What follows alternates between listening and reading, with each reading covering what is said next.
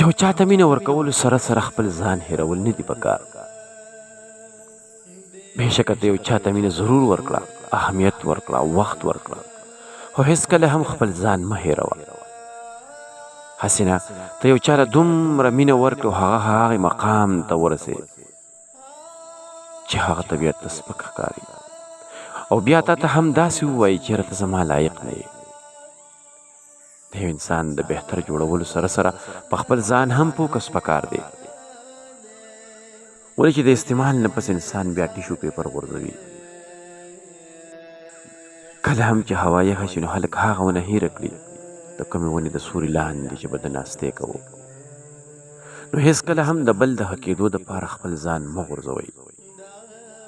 هسې نه بیا د پاسېدو توان ونه لرئ.